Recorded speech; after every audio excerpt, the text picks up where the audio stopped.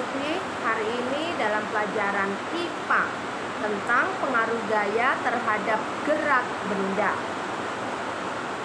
Tujuan pembelajaran kita setelah mengidentifikasi benda-benda di sekitar, ya, guru berharap kamu dapat menjelaskan pengaruh dari gaya terhadap benda dengan benar. Apa itu gaya? Gaya adalah tarikan atau dorongan.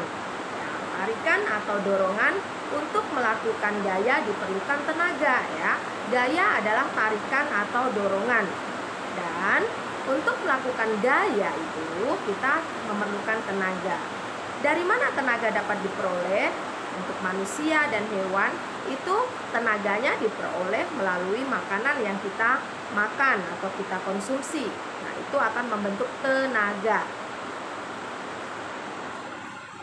Pengaruh gaya terhadap benda itu macam-macam, ya. Pengaruh gaya terhadap benda itu ada bermacam-macam.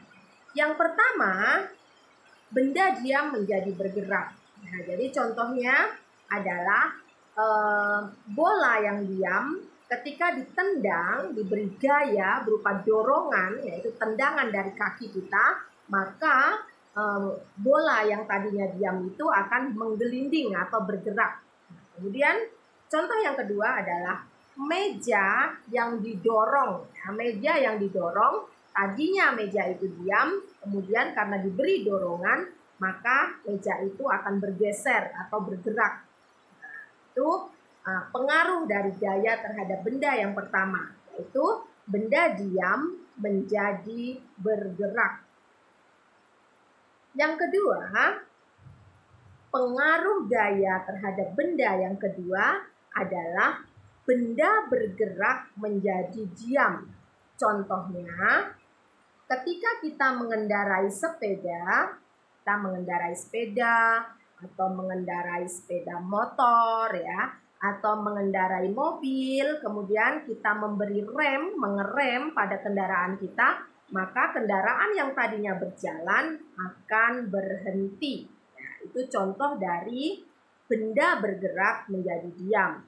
Kemudian ketika bermain bola, ada bola yang sedang menggelinding ke arah kita, kemudian kita tahan dengan bagian kaki kita, maka benda tadi, bola yang tadinya bergerak akan diam. Nah, itu adalah contoh dari pengaruh gaya yang kedua, yaitu benda bergerak menjadi diam.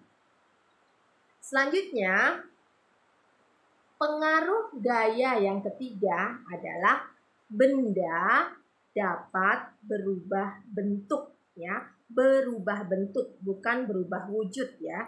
Jadi benda berubah bentuk. Contoh-contohnya adalah dalam kegiatan sehari-hari. Misalnya ketika kita membuat kue, ya. Membuat kue itu adonannya yang tadinya berupa tepung, ya, adonan tepung, kemudian dicetak dengan berbagai bentuk. Nah, itu merupakan contoh dari gaya dapat merubah bentuk benda.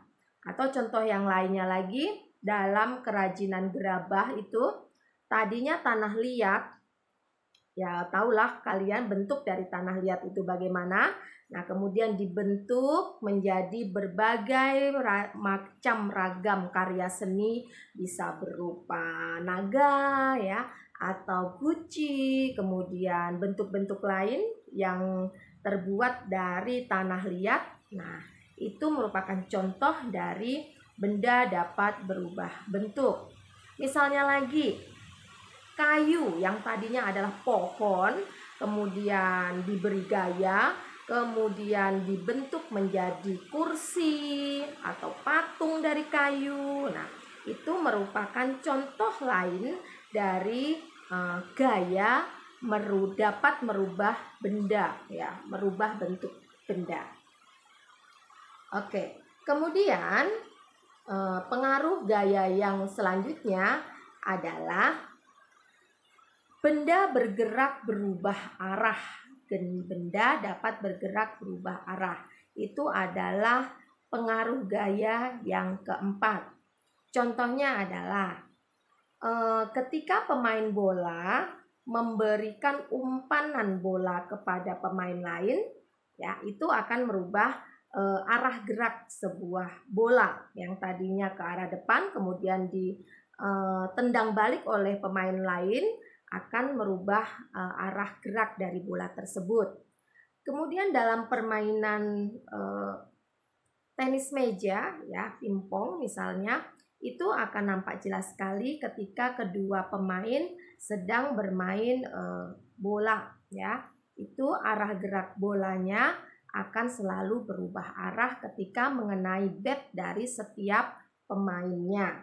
Nah, kemudian contohnya lagi ketika kita bermain kasti, ya, melemparkan bola kasti itu ke dinding.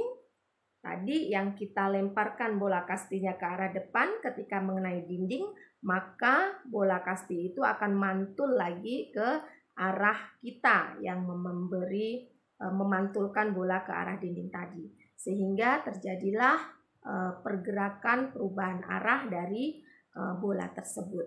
Nah, itu adalah contoh dari gaya dapat merubah gerak, ya, arah gerak suatu benda.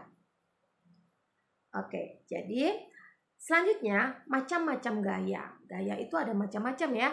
Ada gaya otot, ya. Gaya otot itu hanya dimiliki oleh hewan dan manusia, ya. Gaya otot itu hanya dimiliki oleh hewan dan manusia karena hanya hewan dan manusia yang memiliki otot, ya. Kemudian yang kedua adalah gaya gravitasi bumi atau gaya tarik bumi. Nah, menyebabkan semua benda yang jatuh itu pasti ke arah bumi, ya, menuju ke bawah atau ke arah bumi kita karena pengaruh dari gaya gravitasi bumi. Kemudian gaya pegas, ya. Gaya pegas itu seperti per biasanya terjadi pada yang digunakan dalam olahraga panah, ya. Panahan atau ketika kita bermain ketapel, ya.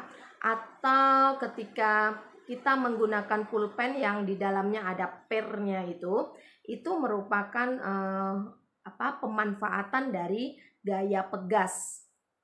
Selanjutnya yang keempat adalah gaya magnet, ya. Gaya magnet nanti kita akan bahas lebih lanjut di pertemuan selanjutnya. Pemanfaatan magnet itu contohnya pada lemari es, ya, pada kotak pensil kita biasanya ada magnet yang digunakan untuk menutup pintu kulkas maupun kotak pensil kita. Kemudian gaya listrik, ya, beda, ya. Gaya listrik dengan energi listrik itu beda, ya anak-anak. Nanti kita akan bahas lebih lanjut. Kemudian gaya gesek, ya, itu adalah 6 macam gaya yang ada. Selanjutnya kita bisa membagi ke 6 gaya tadi menjadi 2 jenis, ya, 2 kelompok. Yang pertama gaya kontak dan gaya non kontak. Apa sih maksudnya gaya kontak dengan gaya non kontak itu, ya? Gaya kontak, ya, berarti ada 2 benda yang saling bersentuhan, maka timbullah gaya itu.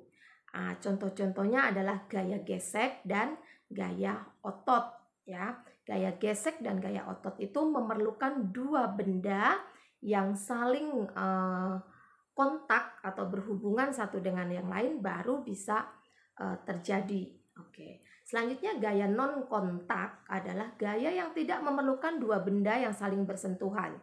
Contohnya gaya magnet, ya, gaya gravitasi, gaya listrik statis. Nah, itu tidak memerlukan gaya lain supaya gaya itu terjadi. Oke. Kesimpulannya, anak-anak, keadaan suatu benda dapat berubah karena dipengaruhi oleh gaya, ya. Keadaan suatu benda dapat dipengaruhi oleh suatu gaya.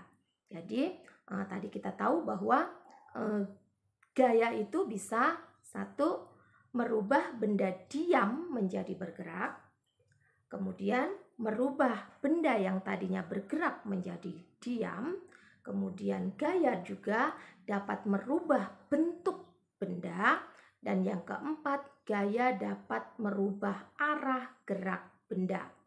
Oke, kesimpulan yang kedua, besar kecilnya gaya yang diberikan akan mempengaruhi keadaan suatu benda. Ya, besar kecilnya gaya yang diberikan akan mempengaruhi keadaan suatu benda. Contoh, ketika kita memberi tekanan itu tidak terlalu kuat kepada adonan kue, maka hasil cetakannya itu tentu saja berbeda dengan ketika kita memberi gaya tekan yang kuat terhadap adonan kue itu. Ya, jadi beda sekali bentuknya nanti. Kemudian gaya otot hanya dimiliki oleh manusia dan hewan, karena yang memiliki otot hanya hewan dan manusia. Demikian pembahasan tentang gaya dan pengaruh gaya terhadap benda. Terima kasih sudah menonton video ini. Semoga dapat kalian mengerti.